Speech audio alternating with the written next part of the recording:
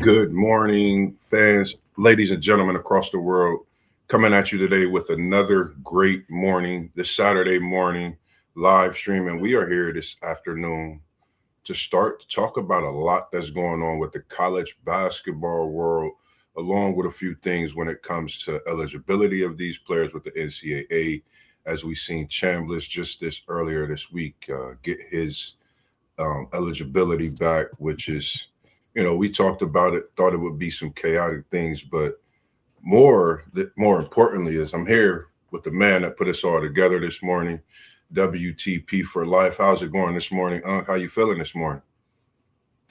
I'm good, nephew. I'm glad to be here with you this morning to talk another edition of Saturday Sports Freestyling, talking about some college basketball and some things that's happening in college football with Trinidad Gamblers getting awarded another year eligibility. So I'm anxious to get into some of this discussion that we got on the slate today. Thanks for having me this morning.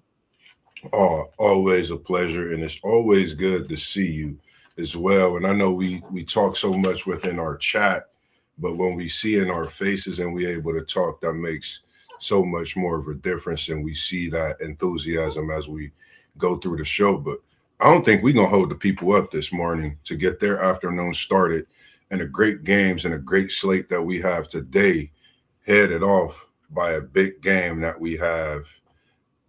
We got Kansas at Iowa State. And one thing that we talked about this Kansas team, Darren Peterson's health. Is he going to play? Is he not going to play? But I actually had a chance to watch this Iowa State team. This Iowa State team can go, and they're very tough. I think they could easily be a number one seed, possibly as the season progressed going into March. What's your thoughts on this Kansas at Iowa State game today? The thing I like most about Kansas is the fact that they've had a whole bunch of opportunities to play without Peterson on the court with them because of the things he's been dealing with his health and injuries and things. So I think this Kansas team is really starting to form into shape. They're starting to play some really, really good basketball. They had a really big win over Arizona earlier in the week. And I think this Kansas team, if they continue to play really good self basketball, they can be a really good team in the tournament. They're playing against the number five team in the country, Iowa State, who has a really, really good backcourt. They have a really, really talented team. I think they're going to have their hands full against this Iowa State team. I'm taking Iowa State to beat Kansas today. I think that this Iowa State team at home is pretty unbeatable. And we also got our man, one take Zay in the building. How's it going for you? And good to see you in the building this morning, one take. Can you talk to the people? Let us know how you feeling this morning. Hey man, no mistakes, no retakes. That's all it takes is one take. Zaya in the building. How Yes, it do, my people? man, feeling pretty good, man. Say that one more time because the one-liners, we definitely got to clip them, and I love the way you sounded talking and telling them about that one time for me. Hey, level up. I've been working on that. You know what I mean? After the rebranding, I was working on that, man. You feel what I'm saying, baby? Hey, Yes, it's sir. no mistakes, no retakes. That's all it takes is one take. Zaya. Yes, sir. And he's in the building, and we here this morning, and we talking about Kansas at Iowa State.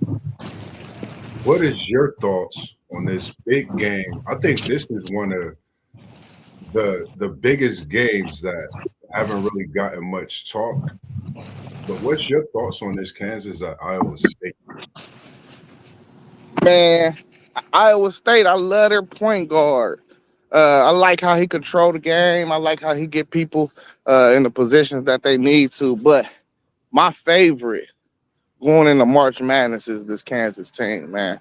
I think um, when Peterson is not in, they learned how to play together. I love the guard council. I love that they got a couple bigs that can stretch the floor.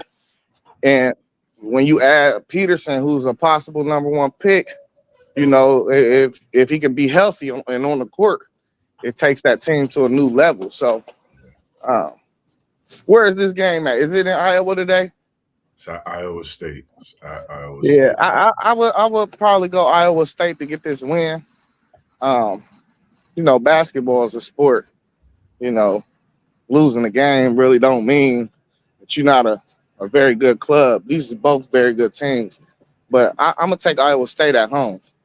Mm, I like your pick, one take, and I totally agree with you. Watching this Kansas team, how they, you know, beat Arizona earlier this week, seeing them play without Darren Peterson, I think we all by now, if we can't see what talent he brings and what he could do at the next level, we blind.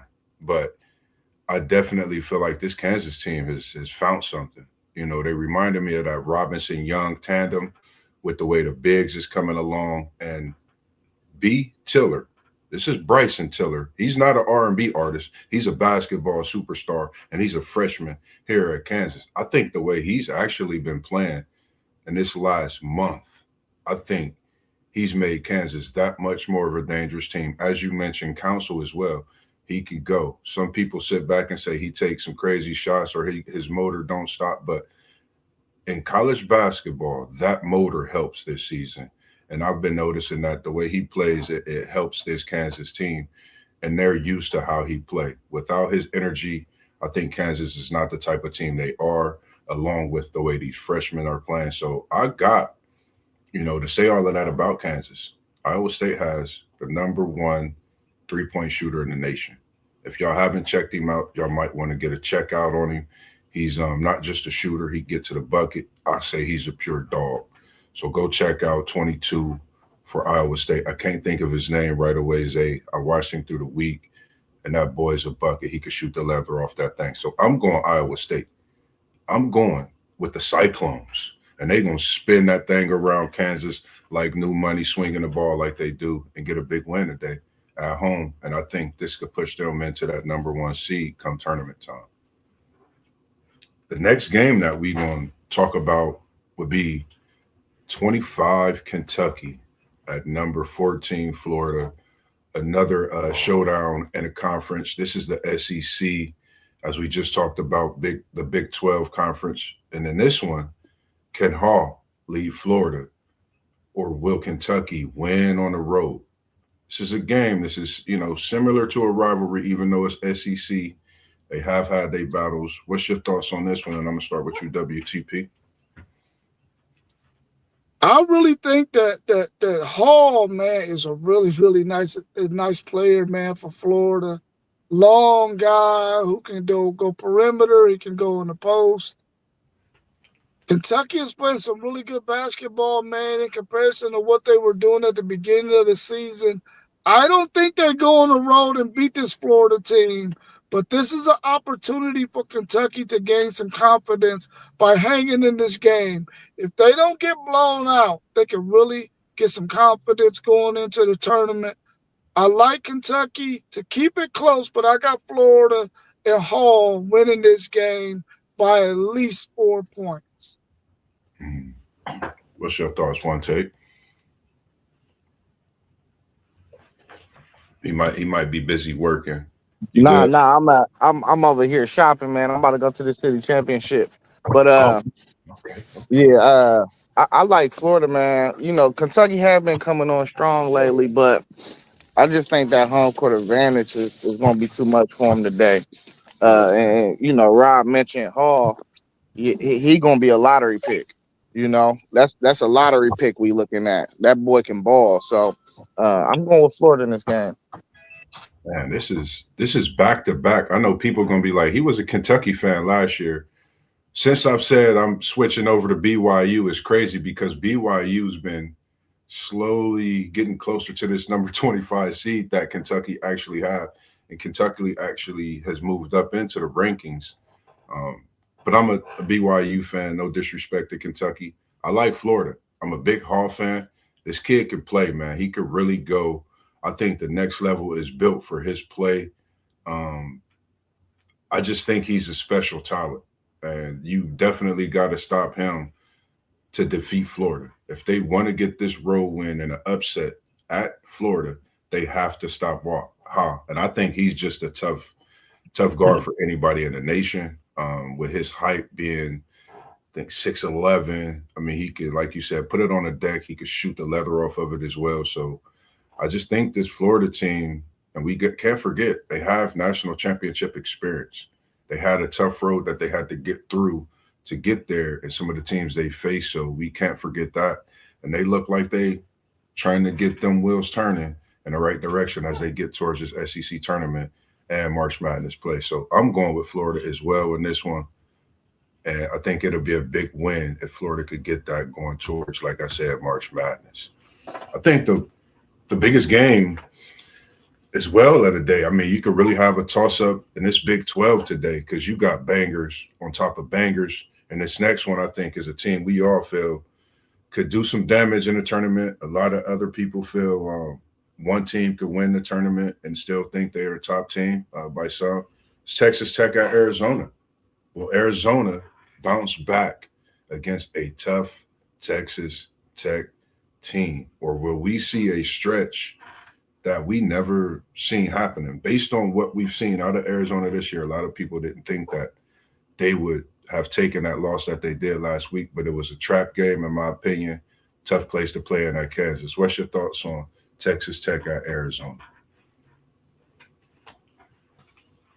If this thing was in Texas Tech, in Lubbock, I would give Texas Tech a chance to win this game.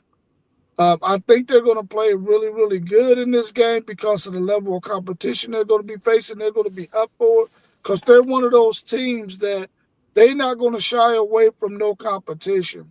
I really like this Texas Tech team going into the tournament, but I just think being on the road, Arizona losing to Kansas, they're going to be ultra focused. They're not going to make the mistakes that we saw them make against Kansas.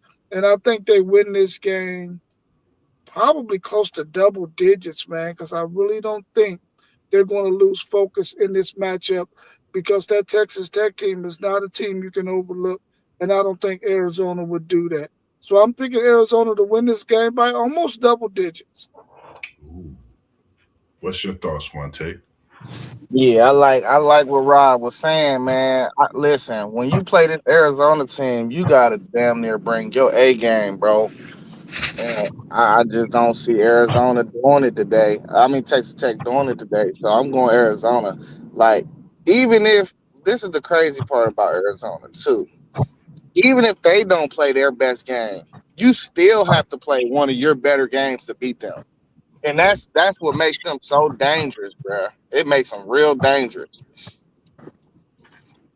Man, I like what it's like. Texas Tech is reminding me of how Houston was trying to get there, trying to get to that championship. You know, and my thoughts was, is this that year that Texas Tech can get over the hump? But then they got to face this tough Arizona team today. This is a tough team, Arizona. They lost a tough game earlier this week against Kansas, but you know that's a tough place to play at for anybody. And I think they get their home crowd rocking. Like you said, WTP, they mess around and try to get this win by 10 or even 20. They're at home. This Arizona team, I think they come out with a different fight today. I think you're going to come out, see them hitting on all cylinders. I think they got outplayed in ways in that game earlier this week against Kansas. So I think they have all that steam rolling. Come home to the desert and send Texas Tech. They send them back home and they packing it up. And it's really something to think about with this Texas Tech team. So I'm going to take Arizona, taking Koa Pete, Burries, them two tough players. And then you have also that senior leader and Bradley, as well as the big man, the 7-footers. I just think he's one of the most skilled 7-footers we have in college basketball. And I mean, they come at you in waves. So I'm going with Arizona, and I'm going to go with you and take a double-digit win as far as against Texas Tech today at home. we have comments as well in the section. I didn't. Oh, that's your comment in there. The next game that we have on the slate, I think every game to me today is pretty big. When it comes to it. But right now, who are your four number one seeds in the NCAA tournament? As we inching closer and closer to March, who are your four number one seeds? And if you are in the chat, we appreciate you tuning in and watching. And make sure you type in your comments as well. Who do you feel right now are the four number one seeds?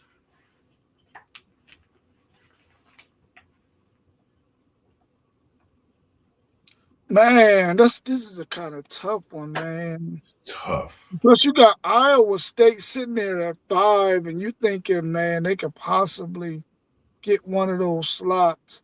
I know for sure I'm going Duke and Arizona and getting one of those spots.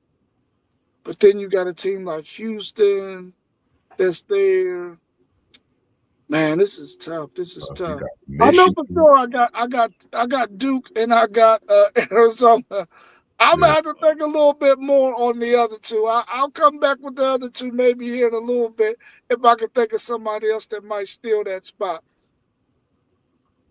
It's tough. It's tough. Yeah. One take.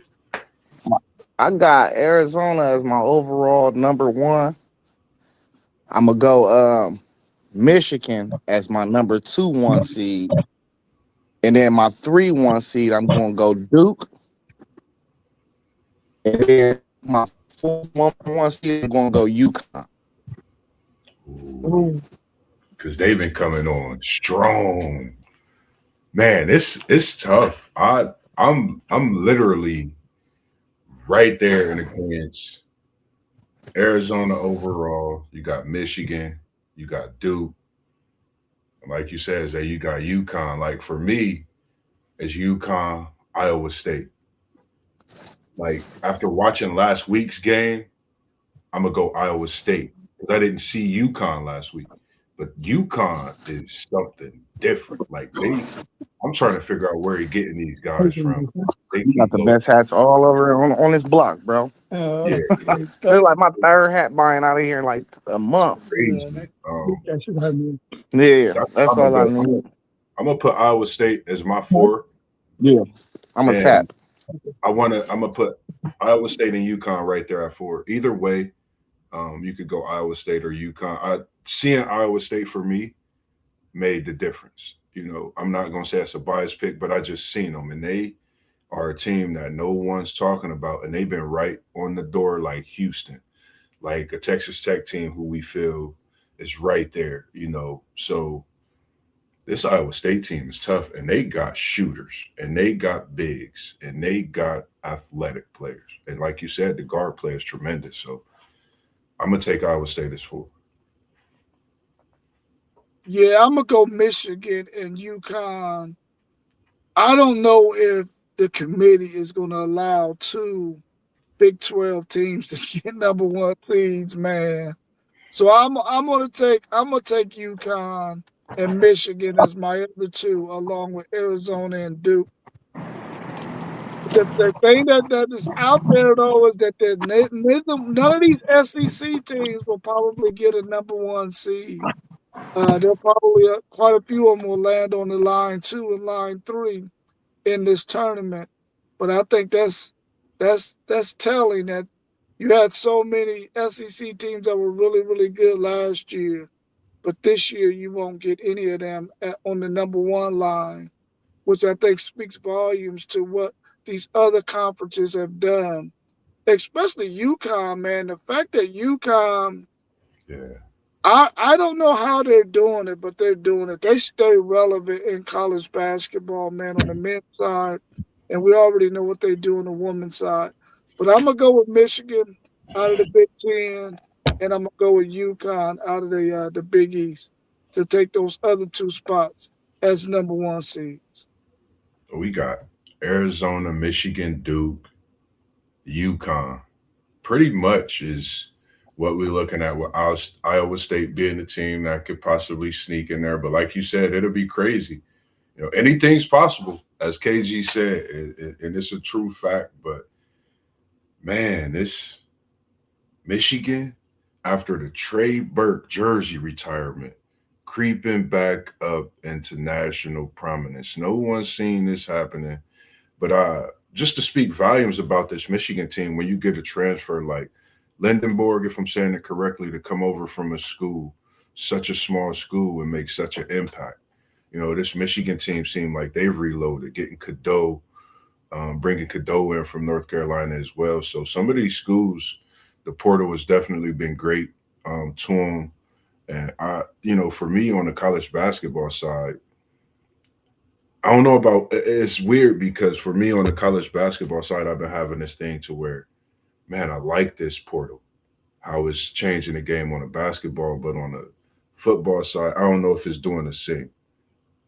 What's your thoughts on that? The how the portal's playing a part in on the basketball side, on the football side is.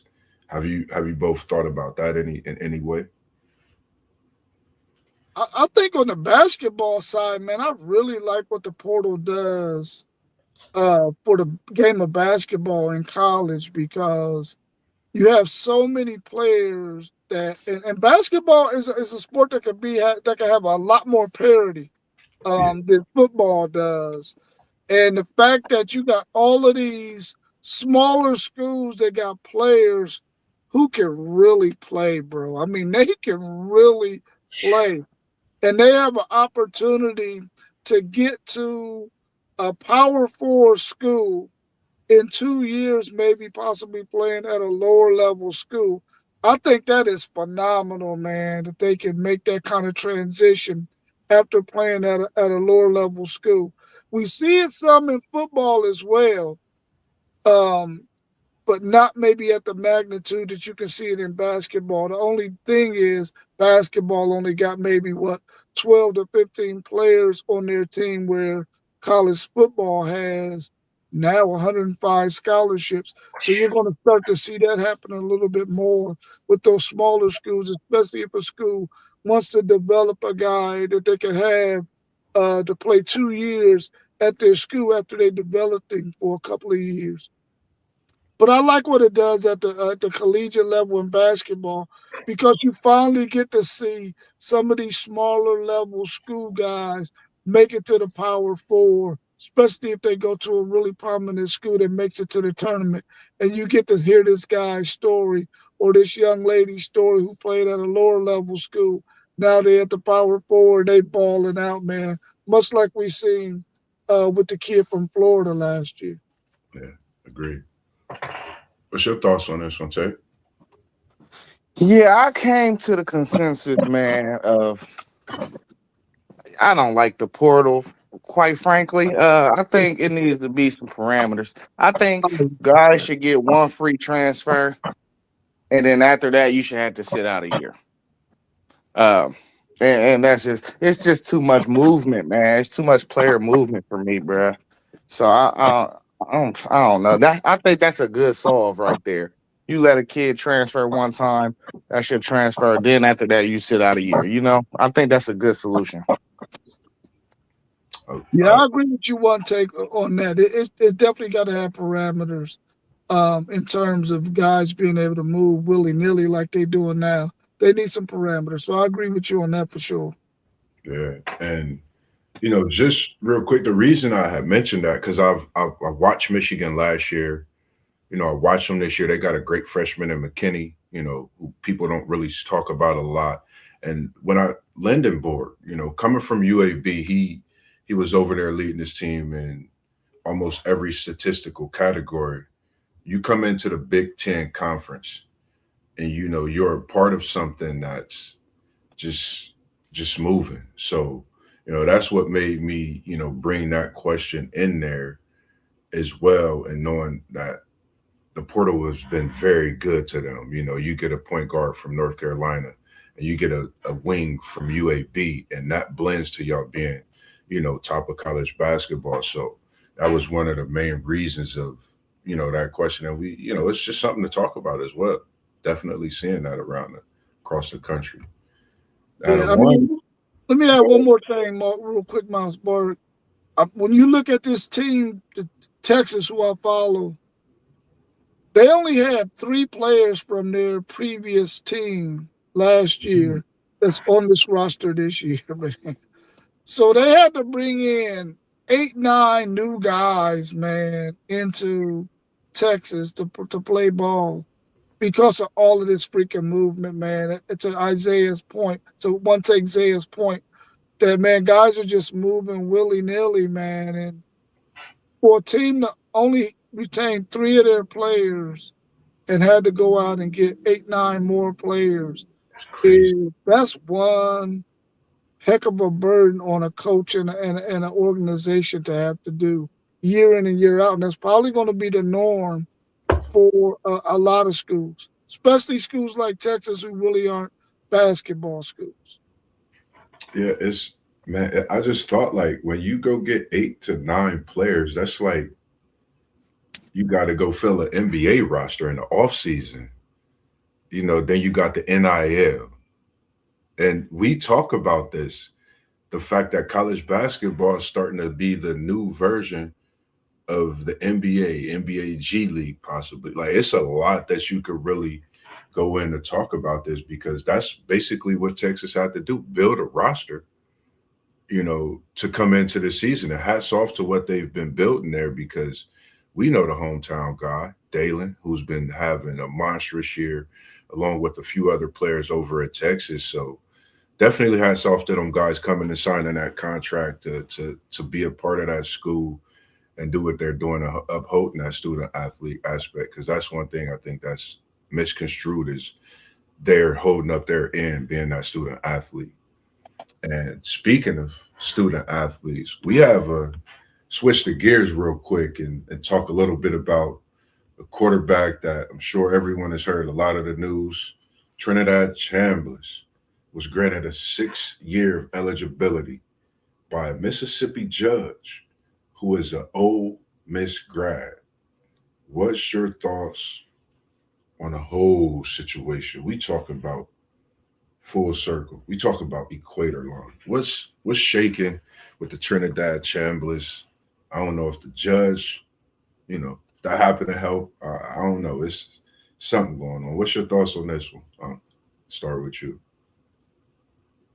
I mean, anytime you got a guy who is trying to petition for another season and they're going to court to get that ruling, and they do it in the same state in which the guy plays his athletics, I think for one that should not have happened. He should have had to go somewhere else to get this ruling done. And you can't have it a judge who was a graduate of the freaking university where this guy's trying to get another year. I mean that's a red flag too. Um, it's not that I don't want Trinidad Chambers to get another year. I just feel like, once your time is done, it should be done, and the next guy should be able to roll in there. I like I said in another video, I don't think that he should have gotten another year. I think that he should have had to have gone to the NFL. But now it looks like maybe it might be too late for him to enter the NFL draft because I think his paperwork would have had to already been in.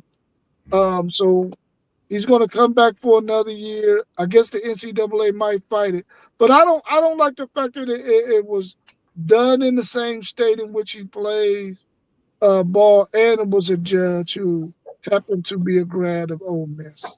Yeah, I think those was a couple red flags in the situation. One take. What's your thoughts on this? I know you really key in on a lot of these situations that happen behind closed doors. What's your thoughts on this one? One take. I know you've been waiting to get to on this one. Yeah, so man,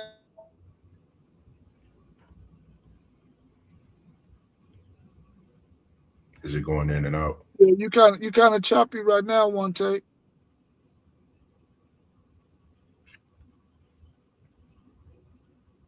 Yeah, maybe you need to answer Mossberg and then see if we can get him back. Yeah. Mine was like for can y'all me. hear me?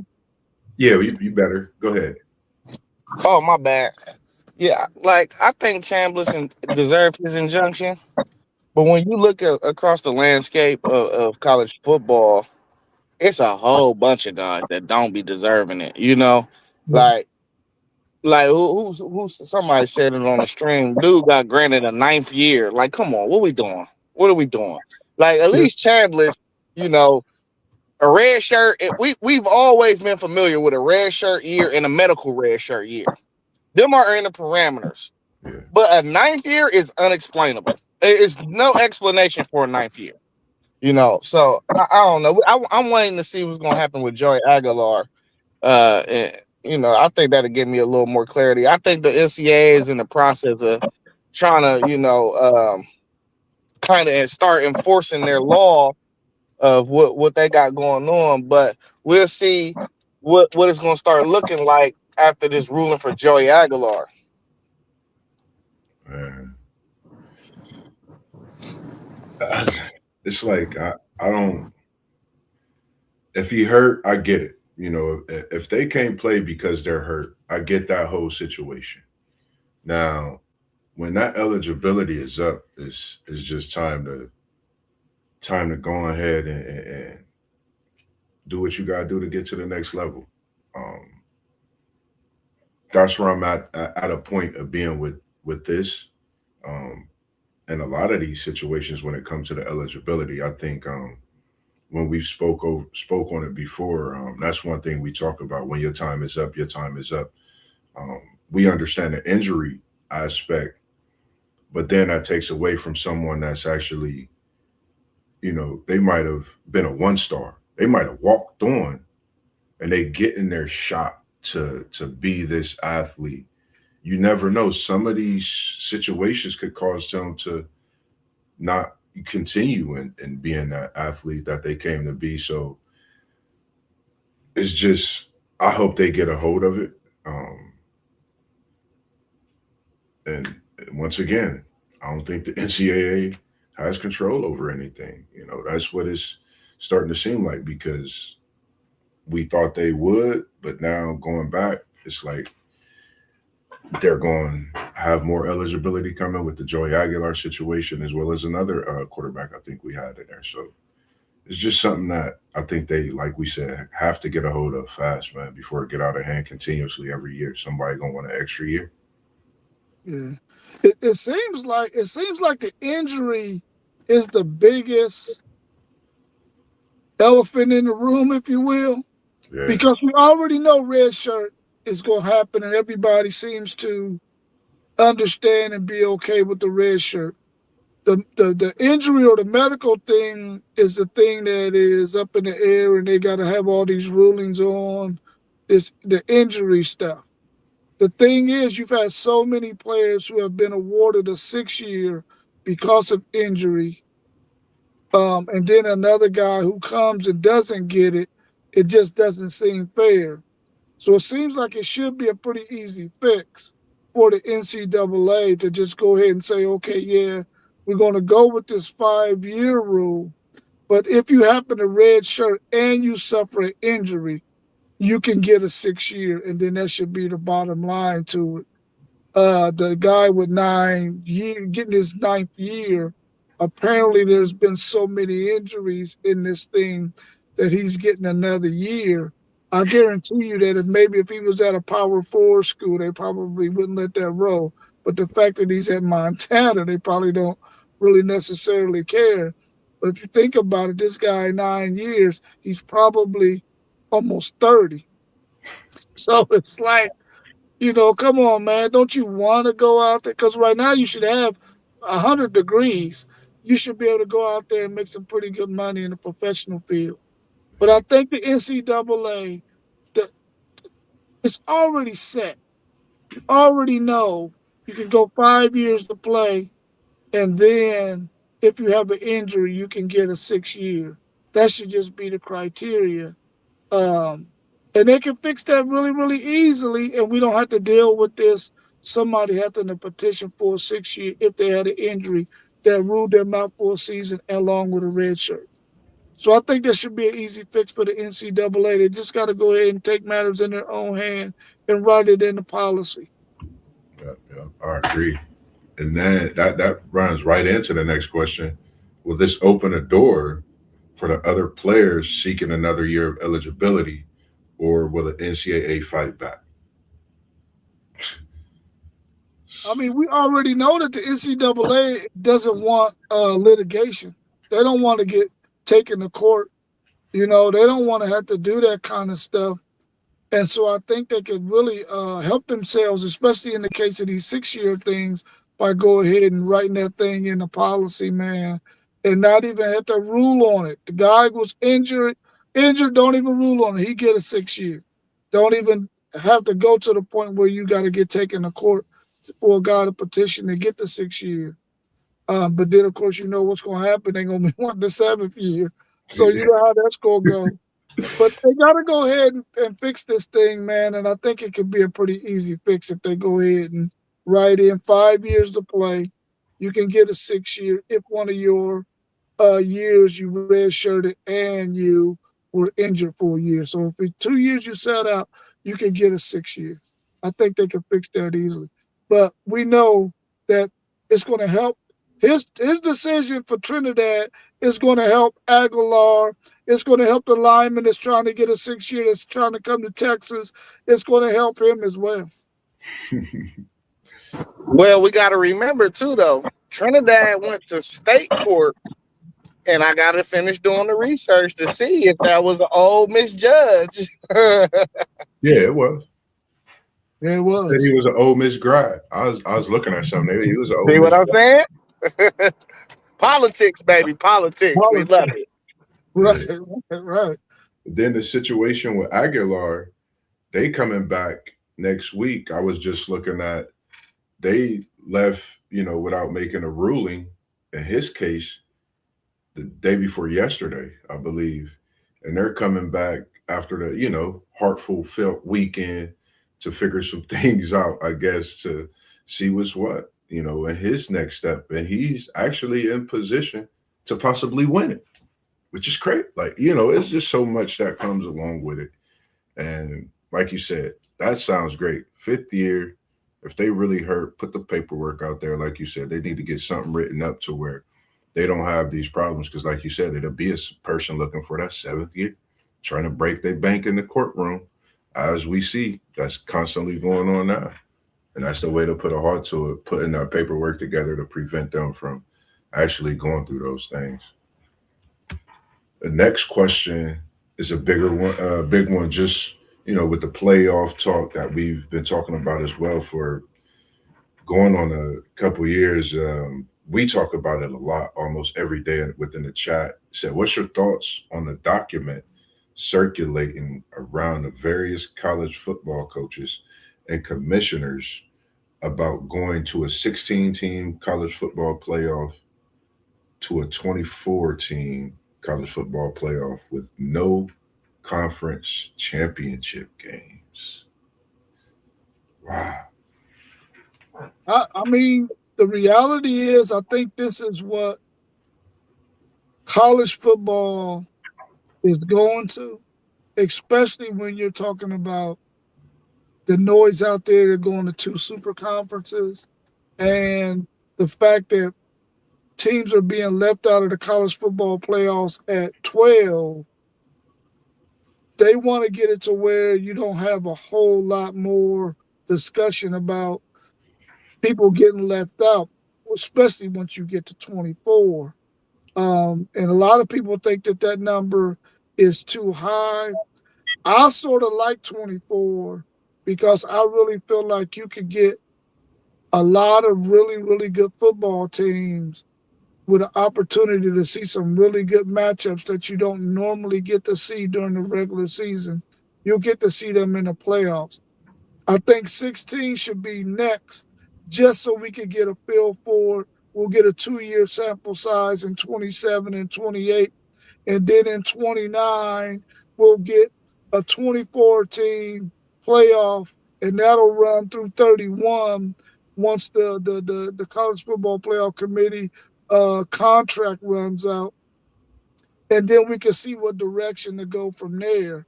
After we've had a sample size of 4, 12, 16, 24, then you should be able to say, listen, we know what will work best. Let's go ahead and go with this format, get everybody to sign off on it, and go ahead and make it happen. So I think if it goes the way that they want it to go, which is to 16 and 27 and 28, and then 29, 30 and 31, 24 teams, we can really get to see what that looks like. And as far as the going to 24 and no conference championship games, I think a lot of, and I'm one of them. I want to see the conference championship game go away. I don't want to see that thing being played anymore. Simply because I don't want teams to risk another player getting injured in that game, and then they got to go and play in the playoffs. And now they're handicapped because one of their key players got hurt in that game. So I want to see it all play out, but I would have liked to see them go to 16 this year. But we don't have a big enough sample size at 12 after only 2 years. Yeah, I agree. What's going on in the chat, SEC Sean? It's good to see you in here this evening. Tell us who won that great race and all that good stuff. I got to tune into the stream. I've been a little busy the last couple of days, of course, with work, but we'll talk about that more in the chat, I'm sure, if y'all got my message on the late night side. But other than that, man, for me, really, I totally like, I'm for exactly what you for. I feel exactly how you feel. I think it's just going. We'll see a similarity of those BCS bowl matchups that we seen way back in the day. Those matchups you don't get to see a lot, and I think that brings a different volume and crowd as well. You know, we want to see those type of matchups over the usual teams that we see, to where we know the possible outcome more so than just seeing a banger, as we call those great games. So I hope, like, I totally agree with that. That's something that I felt. I like to see 16 to 24. It just gives us a better glimpse, and we see with the conference championships, it really haven't done much in the last few years, really, since the playoff. But had this SEC Big Ten battle where Big Ten has really won the last championship. So let's throw all that out the window. Let's do a 16 to 24. Let's see what we could come up with and see if it's better. He said Chandler Smith run a truck race. Top five were less than 1/10 of a second apart. Wow. Wow. Like, that's crazy. That's crazy. So I know they was really out there going crazy on that track, man. Um, Anything that we haven't hit on, anything when it comes to All-Star Weekend that you're looking forward to tonight? Your boy over in Philly, Rising Stars champ, VJ Edgecombe. What's your thoughts about your young man, the rookie sensation, VJ Edgecombe, to switch gears a little bit over in Philly, the city of brotherly love? Do you think it's really time for Embiid to go? Because Edgecombe is here. Yeah, man. I was really big on MB getting shipped out of there, and maybe with the season that he's having right now, he will garner some attention in the off season. I really like Edgecombe. I had to have a couple of people had to educate me on Edgecombe because I wasn't that familiar with him. And so my son, of course, was telling me about him, and a couple of other Philly fans was telling me how nice he is, and I really like his game.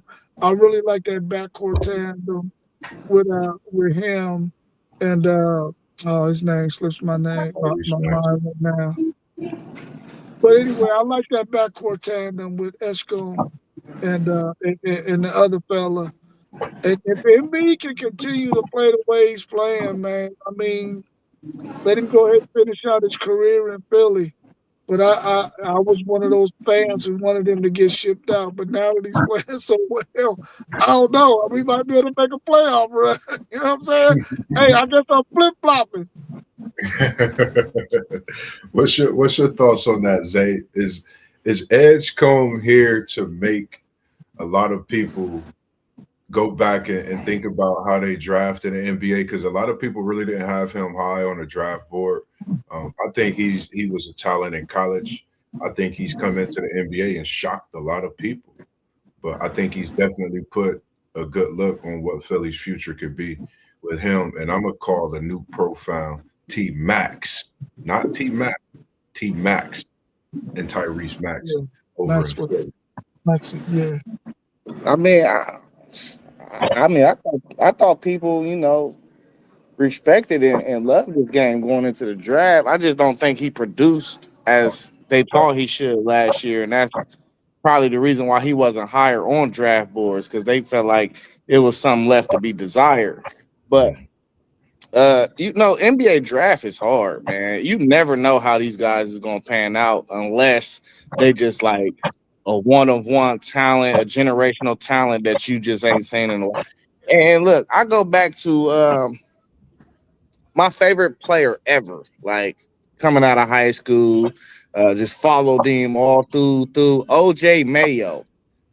I remember when OJ Mayo was coming through, and they was like, "Man, this is the most hype prospect since LeBron," and the woo woo woo.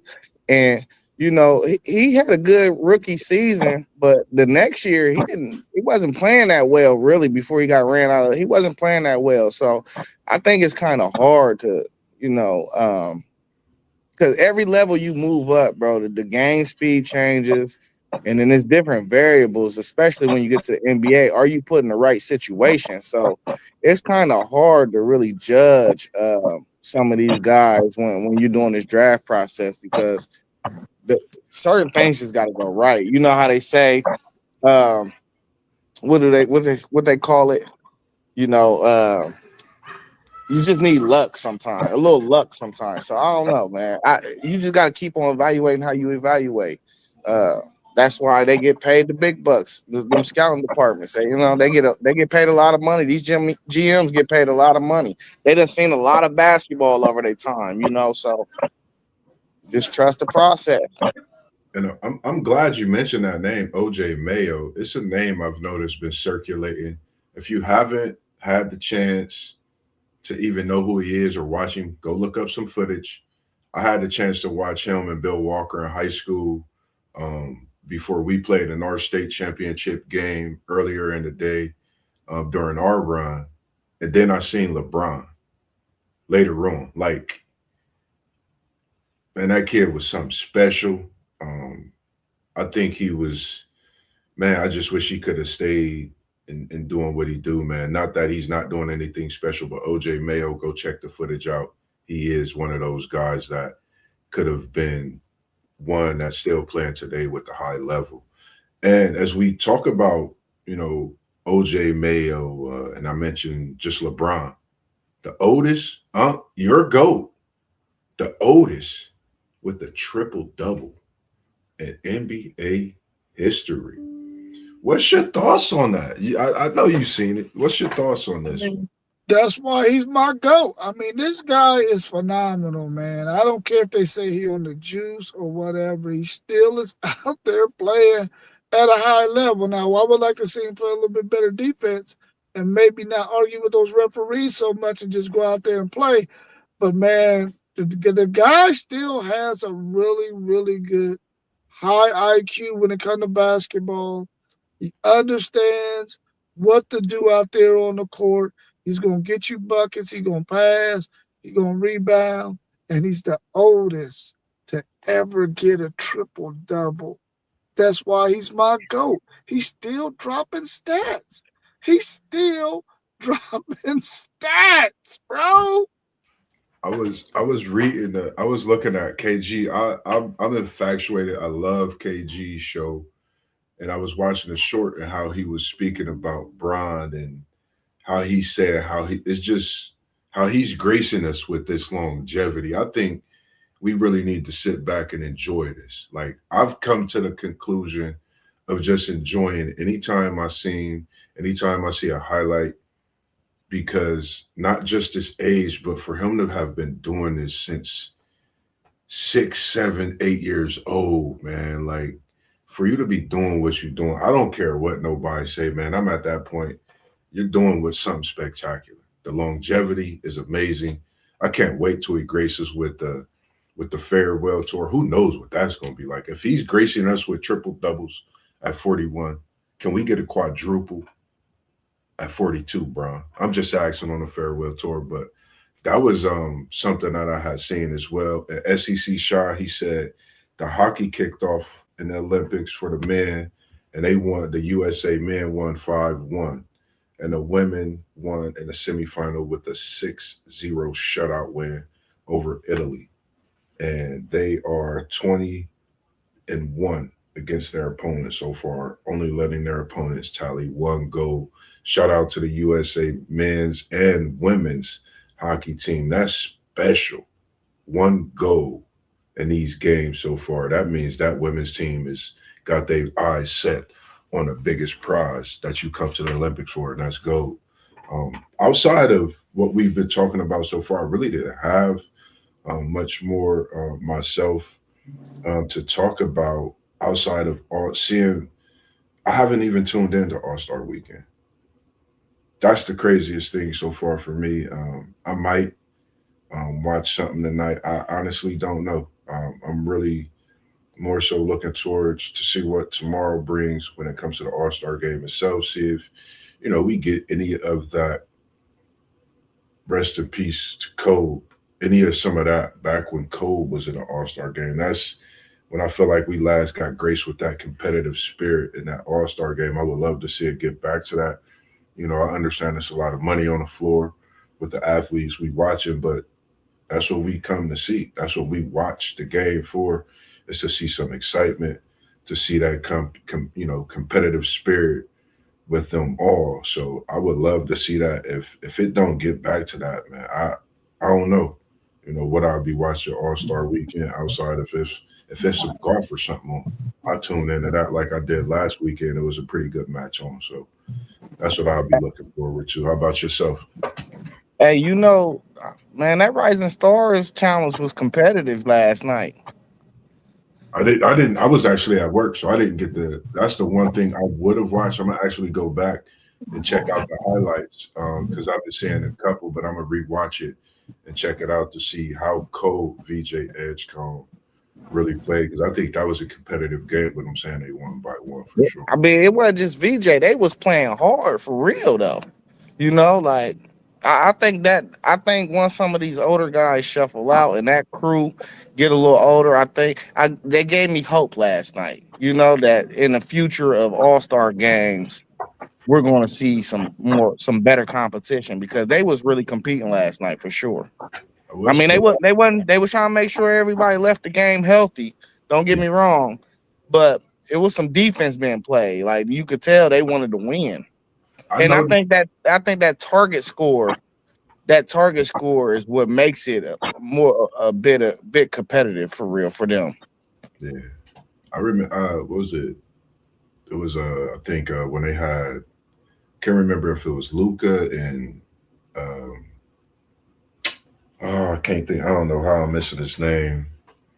He got drafted to Cleveland first year. Andrew Wiggins. That year, Andrew Wiggins, when they was going at it in that Rising Star. I love the Rising Stars actually. I love that more than anything in these last few years when it comes to the All Star game. Honestly, like the 3-point contest when Curry and Suki did they shoot off. I watched it, but the Rising Stars is the thing that I really like most for real as of late.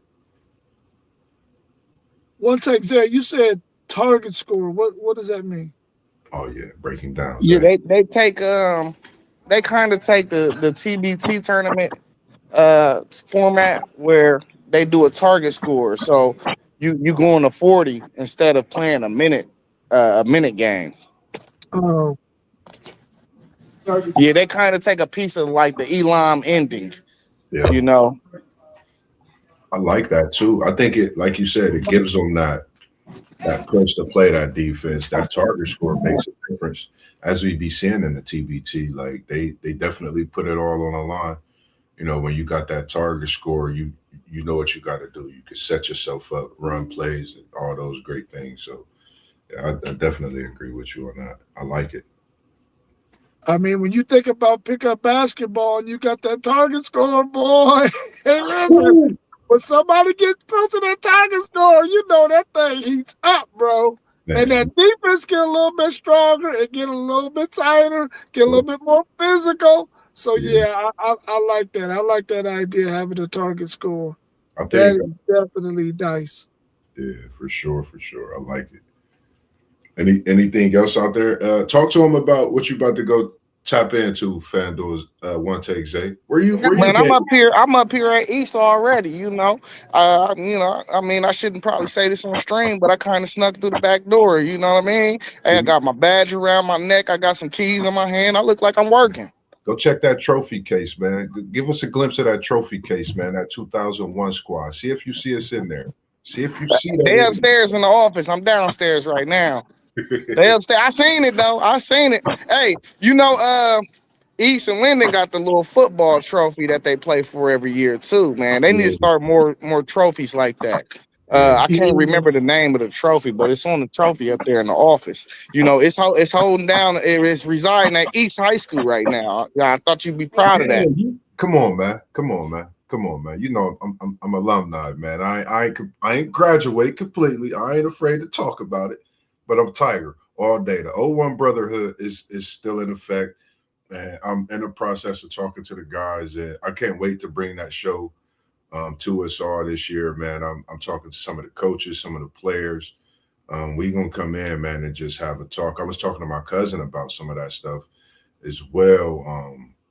Like I man, I miss high school basketball so much, man. Like when I be going to the games and when I'm watching them with T1, shout out to U City League TV, doing an awesome job, man, and what you do, bringing those live streams to us. And he popped into the Berg last night. That was groundbreaking,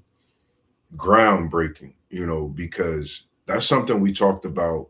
And to see him at an OCC game, Reynoldsburg, Newark, incredible, man. We appreciate everything you do, T1 City League TV, man. It don't really get recognized enough. I would say, in the upper rooms, you know how we feel, but we'll say that for another talk. But it's just great. Our time is coming, man. I know our Hey, time. hey, nephew was balling last night. Yes, He sir. was balling. You hear me? Yes, sir. Hey, look, you got to He go was get getting me to it. You got to get me them timestamps so we can get that. I can go on City League TV, clip them for City League TV, and make sure that we get those clips because I've been working on my clip, and I do need to go in there and get some clips for City League TV. He said it's a silver like a master key. But who we got in the City League That's one right Championship? here. Is it Afrocentric at Centennial Girls? Yeah. Got the girls and boys on both sides in the City League this year. So the boys is trying to regain something that they haven't had, and it'll be a historical feat.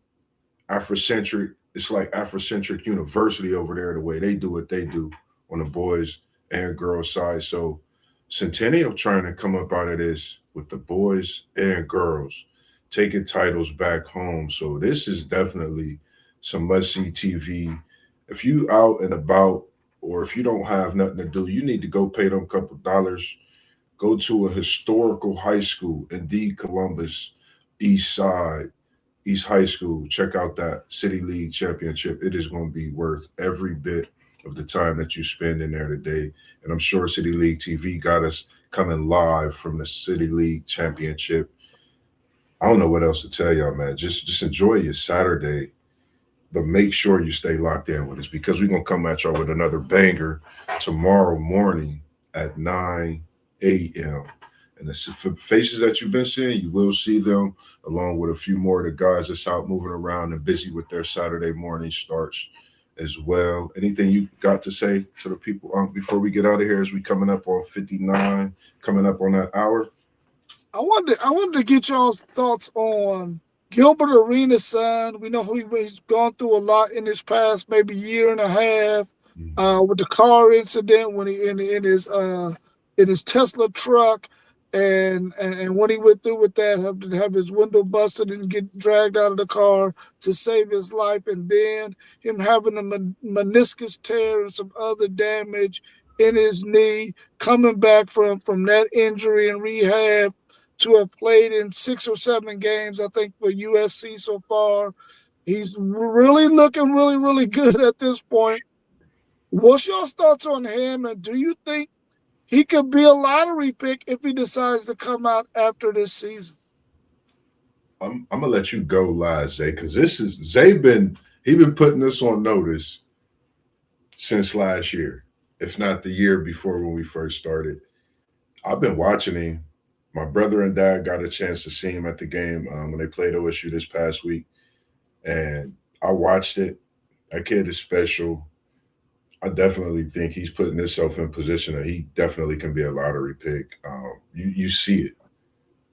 His dad, we know who Gilbert Arenas is, Agent Zero. I mean, this kid is drooling with talent. For him to come off a torn meniscus, car accident, all of those things, special. Some people are gifted, some stories are different, but I think his is one that we can't wait to see 5, 6 years from now and how special he's becoming as a player as well. Hey, listen.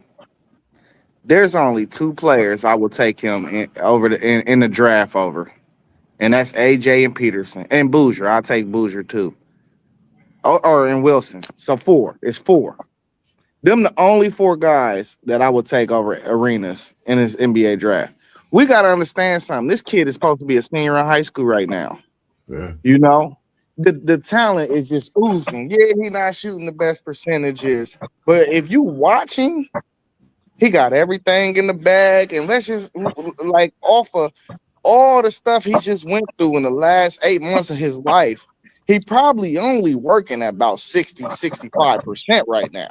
Yeah. Man, this dude, hey, he nice, man. I hope he dropped later in the draft, because if Lakers don't draft him, I don't know what we doing. You know Gilbert would love to see He been saying it. He said he wanted son to LA. He said if the Lakers were smart, we'd draft him.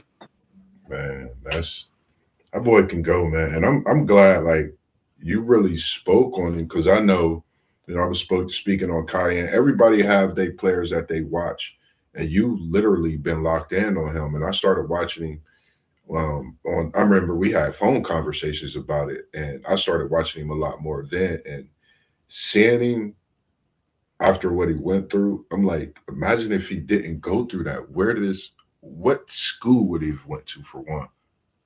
You know what I mean? And for him to, it's crazy. Like, this stuff is wild. He's oozing with talent, man. I can't wait to see some of these college players at the next level for sure. I think the NBA is going to be in good hands. Seeing the talent that we have in college basketball on the freshman side, NBA is going to be great.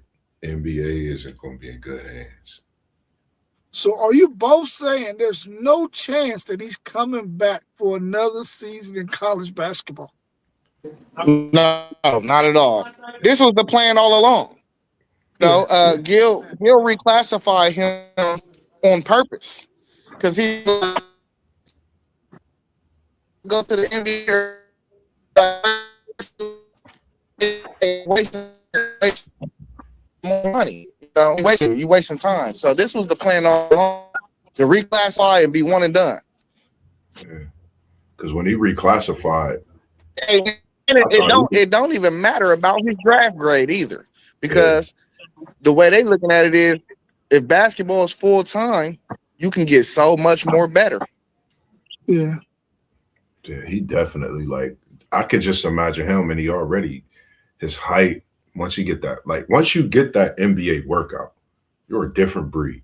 Like, that NBA workout puts you in a different level, and your work ethic now, like you said, Darren Peterson, those guys you mentioned, AJ DeBanza, Boozer, and we talking about Elijah Arenas, the way we know they work ethic is when they get that at that next level, that first year before they go into things of getting with their team, we know what they could be in the ceiling, how high it could be. So Elijah and Darren Peterson, one take Zay, I think you got a couple top 5 picks that you've been putting us on game to from day one with this college basketball. Shout out to you, and it's appreciated.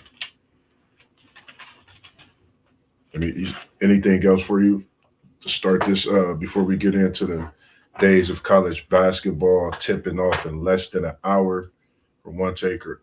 Anything else for the people? That's all for me. That's all she wrote. That's all she wrote, man. As we always do, man. We try to come to y'all every day, every evening, trying to drop bangers. So make sure y'all stay tuned in. Tap them notifications. Put it on all. Don't just hit the notification. Put it on all. Make sure it's bzzz, all that good stuff. Because if you notice at the bottom scrolling, you got SEC Shine, you got post game, no specific order. You got post game 86. You got Parlay Poet Blitzberg. You got City League TV. He's on Facebook. He's on YouTube. You have Level Up Sports 10, which is myself. You can check me out. I'm getting that Facebook page together, and I am on Instagram. So if you could check out that Instagram. I've been putting some things together, and you could definitely message me, DM for any of that good stuff as well. And we have the man, the one and only, that put us all together. And since he's done that, it's just been nothing but fun, first and foremost. And it's just been a brotherhood that I know whatever my day is going through, I could just get in there and send a text and it'll be nothing but fun and laugh. And it could just change my day completely every time. So that's the one thing that, a lot of people don't think that goes on. It goes on here in these chats and WTP Sports Dudes, because we care about not only ourselves, we care about the brotherhood we create, and we care about you, everyone that tunes in, everyone across. It don't matter if you're on the East Coast, don't matter if you're on the West Coast, it don't matter. We care, and we definitely want to be a part of anything that you're doing on the sports side. So make sure you reach out to us, inbox us, DM us. You see the numbers down at the bottom of the screen, scrolling and email. So you have your ways of getting to us. But outside of that, I don't want to chop it up too much, but I want to let y'all get to y'all's normal Saturday as we getting ready to get up out here. And at City League TV, T1 always tell us we was in the building and now we out of the building, as we always do here at WTP Sports Dudes. We hit you with the peace sign and we out. Peace. Appreciate y'all having and joining the stream today. Have a great one. We out.